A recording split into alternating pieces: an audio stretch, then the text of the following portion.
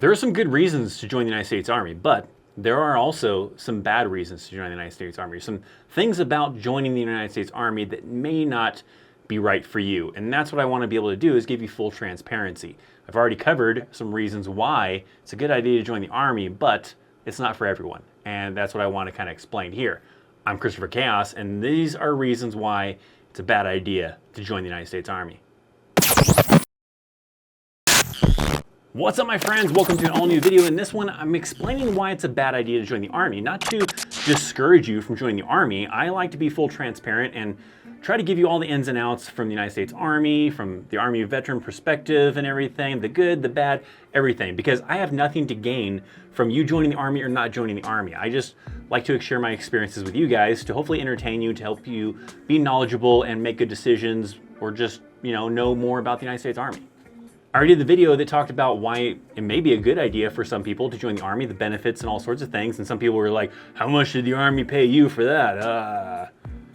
Obviously, the Army did not pay me anything for any of my videos. In fact, I have nothing to gain whether you joined the Army or not join the Army. I just wanted to let you know that there's some good reasons. But now we're here today because I want to give both sides of the story. I want to give you both sides of the possibilities and tell you why, for some individuals, it's a bad idea. You should not join the United States Army.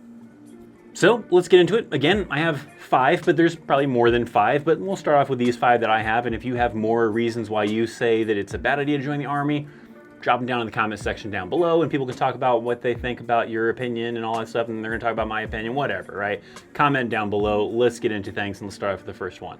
The first one is kind of like the opposite side of one of the positives, right, for joining the Army. It's a steady paycheck, it's a job that you really can't get fired from, but on the opposite side of that is that, yeah, you can't get fired from this job, but that also means you can't quit.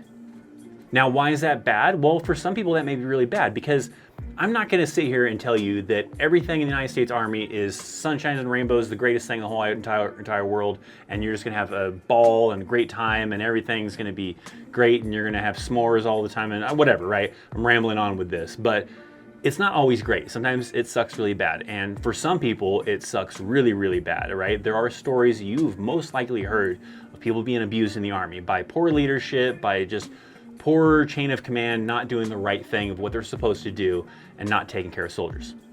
That's no different than the civilian world, right? I'm not saying that the Army is worse than the civilian world in that way, right? There are people that really abuse their employers and employees, on the civilian side too. But the big difference is in the Army, if you are sadly in that situation and you run into that kind of circumstance where you are not being well taken care of, you're being abused, you're being mistreated, all sorts of things, you can't quit. So you can't just do like you would in a civilian job where you're like, screw this, I don't have to deal with this. I'm putting in my 2 weeks notice and I'm gonna go find another job. Because sometimes even soldiers do the right thing of reporting this stuff up, reporting that, hey, this person is doing the wrong thing, they're abusing people, whatever, and it doesn't go anywhere. It's because the corruption goes more beyond that. Just like in the civilian world. Sometimes that happens too in the civilian world. But like I said, in the civilian world, you can say, screw this, I quit, I'm getting the hell out of here, I'm gonna go find another job that hopefully isn't corrupted. In the Army, you're kind of stuck with it, right? You can do your best to try to report this stuff up and hopefully something gets done about it, but if nothing gets done about it because it's just too corrupt, there's too crappy of leadership even higher up above that person you're trying to report, like the platoon sergeant and section sergeant, you're just kind of stuck having to deal with it because you can't quit. So for some people, that may be a bad idea to join the Army because that's dangerous, right? I mean, like I said, I don't know what the statistics, what the numbers are as far as the amount of soldiers that do get abused compared to don't get abused. I imagine that it's obviously probably lower amounts of being abused, otherwise people would not join the Army kind of a thing, but obviously it does still happen. And if you are one of those smaller even statistics of smaller percentage people that do get in that situation where they just have crappy leadership that are abusing them, not taking care of them, doing the wrong thing, all sorts of stuff, you're stuck in this situation now where you just have to ride out your contract and get out of the Army. Now, another reason, number 2 on my list, I guess, is that it can be a dangerous job. You can get killed doing this job. Now, I guess as of making this video, the chances are a lot lower compared to, let's say, if you had joined, let's say, in like 2007, right? When Iraq-Afghanistan war was very active, your chances were much higher of possibly being in a scenario that could get you killed. Now, the chance is a little bit lower. Not impossible, because when I joined, I didn't know 9/11 was going to happen. I didn't know Iraq and Afghanistan was going to happen. I was going to have to deploy to Iraq in a combat zone type of thing. So you joining now, just because there isn't anything very major right now, doesn't mean that tomorrow something doesn't happen that could cause something to happen to fall into a major deployment, a major combat deployment that could raise the chances of you getting killed. And you could be thinking, well, I'm just going to be a finance person. I'm just going to be someone that does office jobs. Well, there are still chances where you can still fall into situations where you could get killed. I mean, obviously, chances might be a little bit lower, but even those kind of things can happen. Even in an office position, you could fall into a situation, because like when we went from Kuwait into Iraq, you had to still convoy into Iraq. And even if you're an office person, well, you got to get to your location, and something could have happened in transit from going from Kuwait into Iraq. Something along the way could have hit a roadside bomb, an ambush, whatever. And even though you have an office job, you're still out on the road, to get to those locations. So the chances are still lower because you're not doing that very often, maybe, but still, nonetheless, a very dangerous job.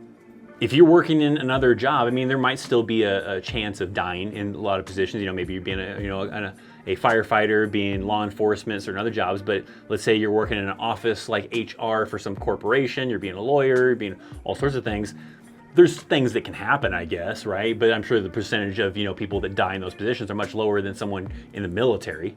So you might have to worry about that, right? Right now, not a lot of combat deployments going on, not a lot of violence that is happening that the United States is involved with for combat deployments, but that can easily change tomorrow. Something can easily happen tomorrow that could change that, and now we are in a situation where there are combat deployments and the chances are more elevated. Kind of going along with that, the third reason that joining the military might be a bad idea is that possibly you might have to kill someone. Sounds pretty crazy to say it that way, but in the military, let's say like in the Army, right? You're on a deployment, you're in a combat deployment. Like I said, right now, kind of rare, but nonetheless, if that does happen, you're on a combat deployment, you have someone shooting at you, you have to shoot back, right? You can't just go and cower and hide and hope that somebody else takes them out. You're supposed to, shoot back. And if your morals go against that, well, that disqualifies you from joining the military in the first place. That conscientious objector type of thing where you don't want to kill anybody, that eliminates you from being able to join the military in the first place. So if you're in that kind of role, then probably the military is a bad idea for you. So if you're in that situation where if you found yourself in, let's say, that horrible situation where even if you're working in an office, you're a grunt, you're a mechanic, whatever, right?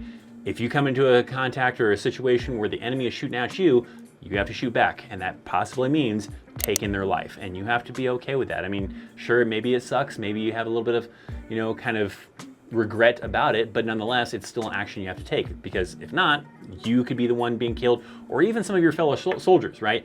If you don't take that person out, he might take out you and 5 other people or whatever, but if you take them out, you could be saving these other people's lives. So joining the military, you have to be okay with if the situation presents itself that you find yourself in that situation, you have to understand that you might have to kill someone. So whether that's a deal breaker for you or not, I get it, right? I'm not saying that you should be excited to have to kill somebody, but you should be like understanding that if you're in that situation, you accept that I would have to kill someone in that situation. Just like a police officer in the same kind of situation, right? If he's pulling someone over and they pull out a gun on you or on somebody else, you gotta take that person's life. You don't want to do that, but given the situation, you have to. Number 4 is the Army is kind of rough on the body. It's the whole reason, I guess, the VA or the Veterans Affairs exists. The whole reason why a lot of soldiers get a little bit of money, maybe based on what disabilities they may have, the injuries they received during the Army, all that kind of a thing, to pay them for the rest of their life. Not a lot of other types of jobs do that. And like I said, it's done for a reason, because the Army can be rough on your body, especially depending on what you do in the Army. A big one, if you go airborne, I think it's pretty much a guarantee you're gonna have, to some extent, some kind of knee damage from jumping out of planes and landing. It's not like skydiving, it's a rough landing. I don't think I've ever met a person that was airborne in the Army that didn't have, to some degree, some bad knees. There's a lot of other things too. I mean, you go to a combat zone, right? There's some mental things that can affect you that, you maybe don't have to worry about in a civilian world. There are things during training events, things during, all sorts of things in the field that can cause you to have injuries that stay with you for the rest of your life. Now, sure, there might be a possibility that nothing, right? You are just fine, completely good to go, and no long-lasting injuries from being in the Army, right? Or being in the military. But there are a lot of people that do find themselves in that situation to some extent. A pretty common one is some sort of hearing loss, right? You are going to the qualification range often, especially if you're on active duty. If you're on active duty, you have to go to the qualification range. It's supposed to be every 6 months. You might have some units that are lazy and don't do it the way they're supposed to do it, but technically by regulation, at least every 6 months. Some units even do it even more frequent than that, but you're constantly around those loud noises. You wear ear protection and maybe sometimes you don't have it in properly or whatever the case might be, and that can cause damage to your hearing. So there might even be that. You might be a person that works in the office, but because you're going to the range all the time and the air protection that you're using isn't the greatest or whatever, it's causing a little bit of hearing damage. Of course, that was specifically a thing, with the whole 3M thing, right? I have some tinnitus and I have some hearing loss in my left ear because that was the ear that faces downrange when you're firing downrange type of thing. So pretty common for those kind of scenarios. Maybe a little bit less common with nowadays things. I don't know if the earplugs have gotten better. I would hope so, but nonetheless, there are other possibilities of things that can happen because you're doing rigorous training, you're doing physical fitness all the time, you're doing all sorts of things that can cause some injuries that can stay with you for life.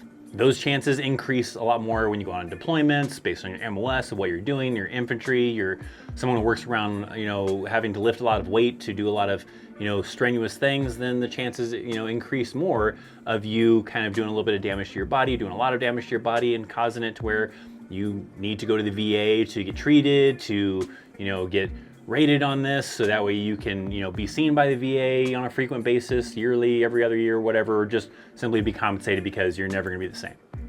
So the fifth and last one that I will cover, again, if you have more to cover, comment down below, but my fifth and last one that I have here is potentially some really long hours.